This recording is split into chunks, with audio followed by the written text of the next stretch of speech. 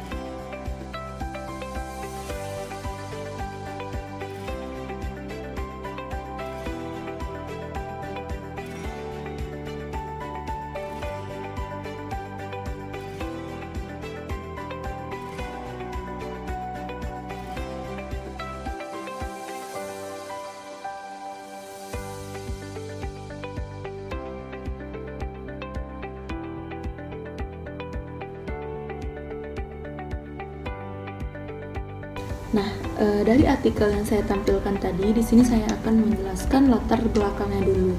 Nah,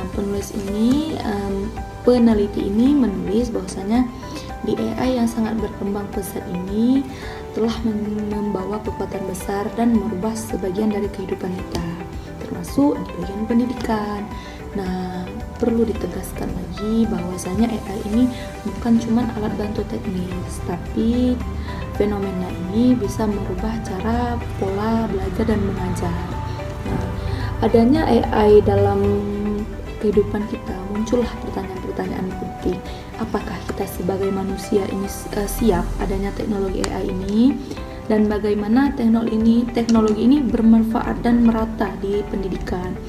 Dan bagaimana institusi ini menjaga etika, privasi, dan pandangannya itu dalam proses belajar dan mengajar. Nah, pertanyaan ini menjadi titik tolak sang peneliti untuk menggali lebih dalam bagaimana cara tenaga pendidik, dosen atau maupun mahasiswa ini memanfaatkan AI di lingkungan mahasiswa dan atau di lingkungan kampus. Nah, masuk di tujuan penelitian. Nah, peneliti ini bertujuan untuk mengeksplor pemanfaatan AI itu di dalam pendidikan. Khususnya dia mengidentifikasi dosen dan mahasiswa di program studi bahasa dan mau mengidentifikasi lebih dalam bagaimana dampak, peluang, dan pemanfaatan AI khususnya ChatGPT dalam orang ini menggunakannya sehari-hari dalam proses mengajar dan mengajar. Lanjut ke metode penelitian. Penelitian ini menggunakan pendekatan kualitatif dengan metode deskriptif. Subjeknya ada dosen, terutama dan mahasiswa di program studi sastra Indo dan bahasa di Universitas Nias. Nah, dia melakukan 3 cara, yaitu dengan observasi langsung mahasiswa dengan dosen dalam penggunaan AI, wawancara mendalam dengan dosen dan mahasiswa, dan menganalisis tugas mahasiswa ini menggunakan AI dan atau tidak menggunakan AI. Dan data ini setelah dikumpul, dianalisis dan dikelompokkan sesuai dengan tema yang ada dan dijadikan narasi yang bermakna.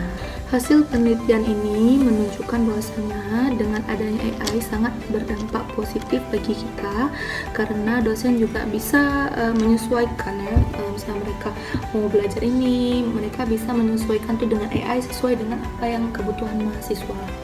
Peluangnya bagi mahasiswa dan dosen itu sangat sangat besar. Peluang bagi mahasiswa itu mereka bisa belajar di mana aja tanpa ada batas waktu. Nggak selalu tentang kita datang ke kampus itu harus bisa belajar, enggak. Karena AI ini sangat berdampak positif bagi kita. Kita sebagai mahasiswa bisa belajar di mana aja, mau di rumah, mau dimanapun kita bisa mengakses AI untuk mencari informasi. Tantangannya juga ada karena AI ini kita ini ketergantungan dengan AI. Mahasiswa nih manja, dikit-dikit kok bisa ada tugas tanya AI kayak gitu. Jadi perkembangan cara kita berpola pikir kritis ini berkurang karena terlalu bergantung kepada AI. Dan AI ini kadang memberi informasi itu tidak akurat. Ini salah satu tantangan yang dihadapi karena adanya AI. Kita sebagai mahasiswa juga harus berpikir kritis tanpa tergantungan dengan AI. Jadi kesimpulan dari artikel ini adalah AI kan berdampak besar bagi kita, terutama yang saya jelaskan tadi, sangat berdampak bagi pendidikan kita. Nah, bagaimana kita menempatkan AI ini tepat pada sasarannya gitu. Jangan kita terlalu bergantung kepada AI dan menghilangkan pola berpikir kritis kita. Nah, itu jangan. Itu sama aja kita nggak membangun cara berpikir kita tuh untuk mencari informasi lebih dalam. Kita ini tergantungan dengan AI. Nah, jangan seperti itu. Jadi kesimpulannya, bagaimana kita ini menempatkan AI dan menggunakan AI sebaik-baiknya untuk pembelajaran yang efektif. Dan terakhir ada kelebihan dan keterbatasan artikel. Nah, yang kelebihannya ini yang saya bahas, artikelnya cukup bagus ya, sangat mewakili ya, apalagi kita nih di zaman yang serba-serba teknologi itu sangat berkembang banget, beda sama yang dulu-dulu kita hadapi. Bahkan kita mencari aja nggak semudah sekarang. Nah, itu sangat-sangat berguna bagi kita, karena dia memang membahasnya tentang apa yang selama ini kita hadapi, yang kita lagi hadapi saat ini.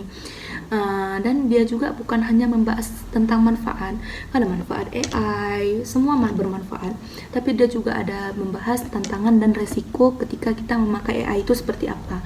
Jadi bukan keuntungannya aja bagi kita tuh yang dibahas, tapi resiko kita ketika memakai, tantangan apa yang kita hadapi juga dibahas dalam artikel ini. Saran saya yang terakhir adalah menyarankan cakupannya tuh luas, karena kan AI ini udah berkembang kemana-mana. Dan tadi juga ada pertanyaan, bagaimana sih pemanfaatan AI ini itu bisa merata. Nah, meratakah ke daerah-daerah terpencil? Apakah mereka tahu ada pemanfaatan AI ini dalam belajar dan mengajar? Dan menurut saya artikel ini cukup bagus, menambah pengetahuan saya bahwasanya AI itu bukan cuman hanya dimanfaatkan saja, menguntungkan bagi kita, enggak, tapi ada resiko, ada tantangan yang harus kita hadapi sebagai mahasiswa ataupun pelajar. Karena kan AI ini banyak pengaruh ya dalam kehidupan kita, bahkan kalau kita memang enggak bisa memanfaatkannya dengan baik, bisa merubah cara pola pikir kita. Kita jadi berpikirnya itu nggak kritis, kita ini tergantung kepada AI, apa-apa nanya AI. Itu saja saran dan penutup dari saya. Hanya ini yang bisa dapat saya sampaikan untuk memenuhi tugas akhir saya. Semoga apa yang saya sampaikan tadi bisa bermanfaat bagi yang menonton. Nah, di sini saya akan mencantumkan referensi yang saya baca, yang sudah saya cari tadi di Google Scholar.